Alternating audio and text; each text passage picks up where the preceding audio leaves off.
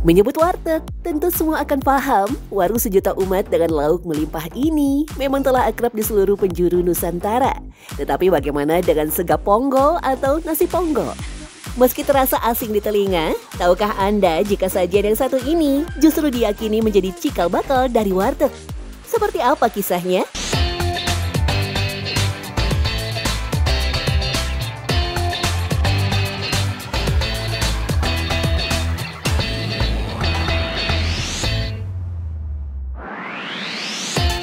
Berisikan lauk sambal goreng atau orek tempe dan mie, ponggol adalah menu sarapan kebanggaan warga Tegal. Harga yang murah tapi mengenyangkan dinilai sangat cocok sebagai menu pembuka di pagi hari. Salah satu kedai ponggol legendaris Tegal adalah Warung Mbah Idah. Meski kini telah menyajikan beberapa lauk tambahan dari telur balado, telur asin sampai bermacam gorengan, topping mie dan orek adalah syarat menu itu disebut ponggol.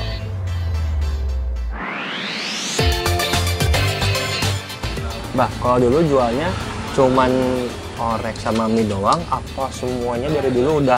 Pertama itu aku orek basah, mie, tahu. Itu awalnya.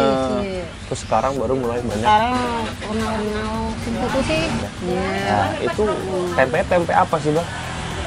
Tempe ini tempe biasa. Bukan gorengan ini. Digoreng, kita tempe kering, digoreng, goreng garing, goreng garing, goreng bumbu, bumbunya wis matang, tempenya jalan. Meski punya beberapa versi asal-usul, kata ponggol sendiri diyakini merujuk pada nasi yang dibungkus dan dipisahkan satu persatu. Di ponggol berasal dari bahasa Jawa yang berarti dipisah atau dijinjing. Dulunya, sega ponggol dibungkus dengan daun pisang yang punya sifat tahan terhadap suhu tinggi dari nasi panas, serta membuat nasi tetap lembut dan pulen. Yang banyak belinya siapa aja, Mbak? Yang paling sering beli? Ya, ini laku. Oh, pekerja tukang beca yang sering beli. Mereka tapi bungkus belinya? Ya bungkus. Ya nasi man kene. Nasi man kene wong bangsane wong ngadodo. Oh. Di warungnya, Mbah Ida masih memakai teknik memasak tradisional dengan tungku tanah liat juga kayu bakar. Sementara kehadiran orek tempe sendiri diyakini berasal dari kearifan masyarakat Tegal untuk mengolah tempe agar lebih tahan lama serta dapat disantap dalam berbagai kondisi. Sementara mie sendiri dipakai untuk menambah tekstur sajian dan tentunya menambah kadar karbohidrat yang dikonsumsi. Tak heran, sega ponggol sangat cocok bagi masyarakat petani dan pekerja yang membutuhkan lauk yang awet, murah, namun tetap lezat.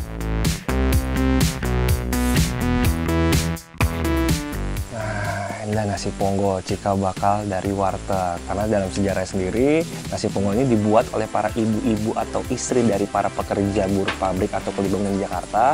Atasan mereka suka, mereka tuh minta bukalah coba warung. Nah, karena mereka ibu-ibu ini dari Tegal, dibuatlah warung yang namanya Warung Tegal. Dan makanannya persis seperti nasi ponggol. Dalam beberapa catatan, sega ponggol diyakini sudah muncul sejak abad ke-17, tepatnya ketika Kerajaan Mataram melakukan penyerangan ke Batavia. Tegal yang dilewati pasukan Mataram menjadi salah satu tempat pemasok pasukan selama di perjalanan. Bahkan menurut sejarah, sega ponggol ini sudah ada sejak tahun 1670 loh, sejak zaman Kerajaan Mataram. Pasukan Mataram melewati desa namanya Sidakaton. Mereka itu kemudian warga-warganya memberikan sebungkus nasi atau sepincuk nasi yang dibalut dengan pohon pisang, daun pisang gitu. Untuk bekal pasukan Mataram ke Batavia. Seiring berkembangnya zaman, sega ponggol kini tak hanya bisa ditemui di waktu pagi atau sarapan semata. Beberapa warung juga menjual ponggol untuk makan malam. Yang unik, ada sebutan khusus bagi ponggol yang buka ketika malam, ponggol setan. Mbak, aku mau tanya dong, Ya, ini boleh. kenapa sih kok namanya Ponggol Setan? Ini Oh, Ponggol awalnya Setan. dari mana nih kok bisa namanya Ponggol Setan gitu? Ponggol setan itu dulu tuh jualan ininya tuh malam. Malam kan setan tuh pada keluar tuh. Makanya Iya, setan. yang jualan ini baru ini ponggol malam-malam tuh baru ini. Jadi itu ponggol setan waya-waya itu loh. Apa waktu setan keluar malam kayak gitu. Ponggolnya sendiri artinya apa sih Mbak? Ponggol itu tempe dipedes. Artinya Ponggol itu tempe dimasak pedes itu ponggol.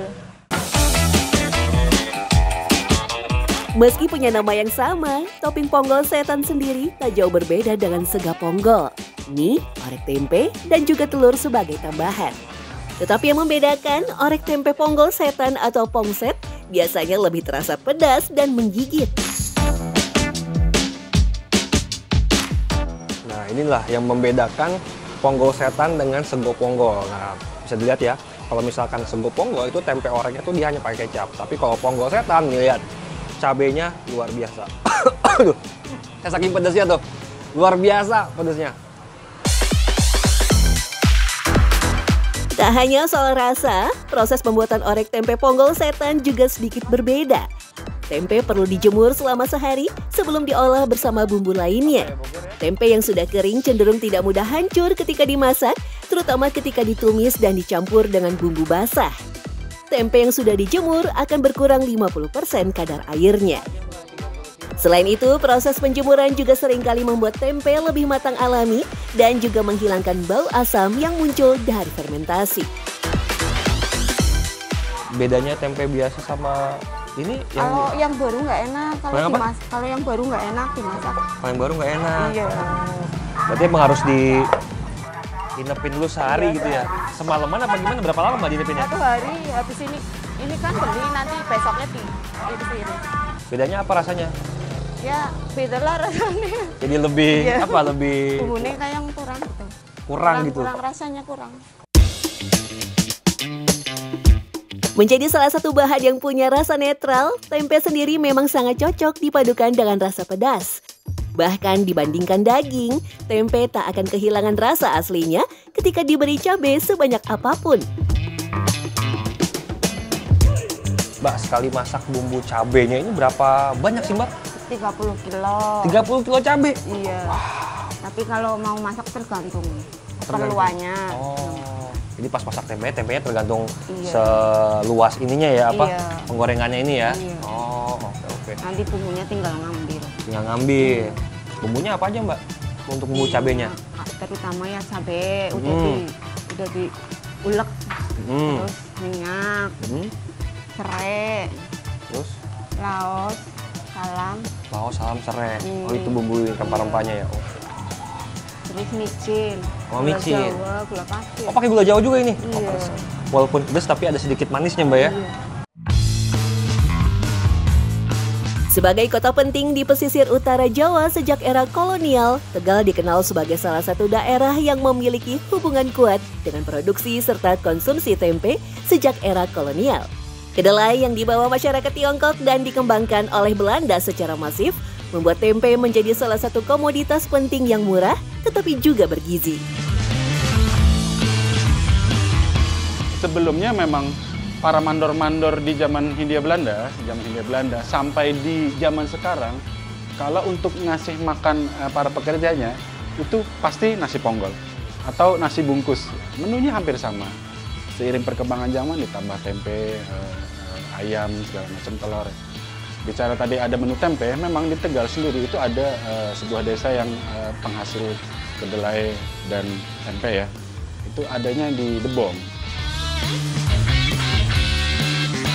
Di balik kesederhanaannya, sega ponggol mencerminkan nilai-nilai kejujuran, keikhlasan, dan semangat hidup yang membumi. Sajian ini juga menjadi cerminan budaya Tegal dan egaliter yang membumi. Pasalnya, sega ponggol bisa dinikmati siapapun tanpa memandang status. Ponggol bukan hanya makanan, tetapi wujud dari identitas masyarakat Tegal yang bersahaja, cekatan, dan apa adanya.